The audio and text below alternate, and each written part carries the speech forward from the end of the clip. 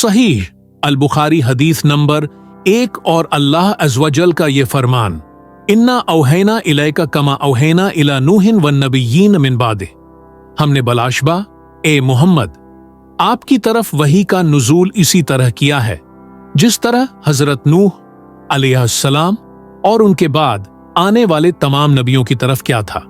सहीह अल बुखारी हदीस नंबर 3। अन हजरत पर वही का इब्तिदाई दौर अच्छे सच्चे पाकीज़ा ख्वाबों से शुरू हुआ। आप ख्वाब में जो कुछ देखते वो सुबह की रोशनी की तरह सही और सच्चा साबित होता। फिर मन जानिब कुदरत आप तन्हाई पसंद हो गए और आपने गार हुरा में खलूत नशीनी अख्तियार फरमाई और कई कई दिन और रात वहां मुसलसल इबादत और याद अलही और जिक्र व फिक्र में मशगूल रहते। जब तक घर आने को दिल न चाहता तोशा हमराह लिए हुए वहां रहते।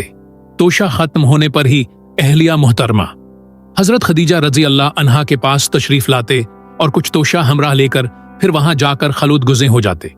यही तरीका जारी रहा यहां तक कि आप पर हक मुनकशिफ हो गया और आप गार हरा ही में क़याम पजीर थे कि अचानक हजरत जबरील अलैहिस्सलाम आपके पास हाजिर हुए और कहने लगे कि ए मोहम्मद पढ़ो। आप फरमाते हैं कि मैंने कहा कि मैं पढ़ना नहीं जानता। आप फरमाते हैं कि फरिश्ते ने मुझे पकड़कर इतने जोर से भैंचा कि मेरी ताकत जवाब दे गई। फिर मुझे छोड़कर कहा कि पढ़ो। मैंने फिर वही जवाब दिया कि मैं पढ़ा हुआ नहीं हूं। इस फरिश्ते ने मुझको नहायत ही जोर से भैंचा कि मुझको सख्त तकलीफ महसूस हुई। फिर उसने कहा कि पढ़। मैंने कहा कि मैं पढ़ा हुआ नहीं हूं। फरिश्ते ने तीसरी बार मुझको पकड़ा और तीसरी मुरतबा फिर मुझको भैंचा, फिर मुझे छोड़ दिया और कहने लगा कि पढ़ो अपने रब के नाम की मदद से जिसने पैदा किया और इंसान को खून की फटकी से बनाया। पढ़ो और आपका रब बहुत ही मेहरबानियां करने वाला है। बस यही आयतें आप हजरत जबरील अलैहिस्सलाम से सुन कर इस हाल में गार हरा से वापस हुए कि आपका दिल उस अनोखे वाकया से कांप रहा था। आप हजरत खदीजा के यहाँ तशरीफ लाए और फरमाया कि मुझे कंबल ओढ़ा दो, मुझे कंबल ओढ़ा दो। लोगों ने आपको कंबल ओढ़ा दिया। जब आपका डर जाता रहा तो आपने अपनी जोजा मोहतरमा हजरत खदीजा रजी अल्लाह अन्हा को तफसील के साथ ये वाकया सुनाया और फरमाने लगे कि मुझको अब अपनी जान का खौफ हो गया है।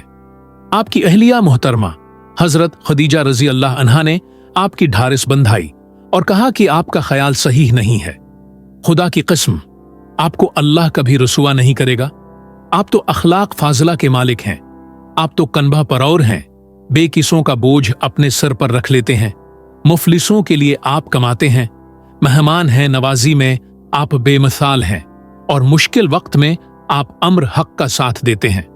ऐसे उसाफ हुस्ना वाला इंसान यूं बेवक्त जिलत व खुवारी की मौत नहीं पा सकता। फिर मजीद तसल्ली के लिए हजरत खदीजा रजी अल्लाह अन्हा आपको वर्का बन नौफल के पास ले गईं, जो उनके चचाजाद भाई थे और जमाना जाहिलियत में नसरानी मजहब अख्तियार कर चुके थे और अबरानी जबान के कातिब थे। चुनांचा अंजील को भी हसब मंशाए खुदावंदी अबरानी जबान में लिखा करते थे। अंजील सरयानी जबान में नाजिल हुई थी, फिर उसका तर्जुमा अबरानी जबान में हुआ। वर्का इसी को लिखते थे। वो बहुत बूढ़े हो गए थे, यहां तक कि उनकी बिनाई भी रुखसत हो चुकी थी।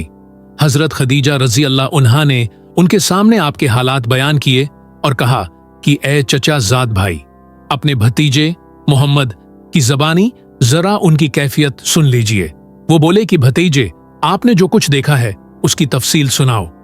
चुनांचे आपने उस अव्वल ता आखिर पूरा वाकया सुनाया, जिसे सुनकर वर्का बे अख्तियार होकर बोल उठे कि यह तो वही नामूस मुअज़्ज़िज़ राज़दान फरिश्ता है जिसे अल्लाह ने हजरत मूसी अलैहिस्सलाम पर वही देकर भेजा था।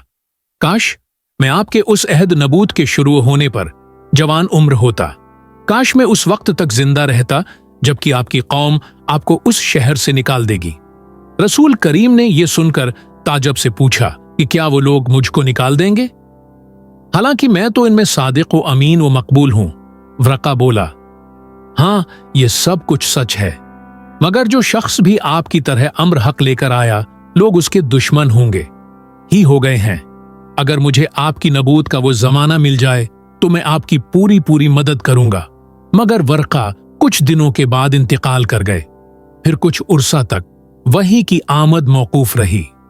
Thank you for watching.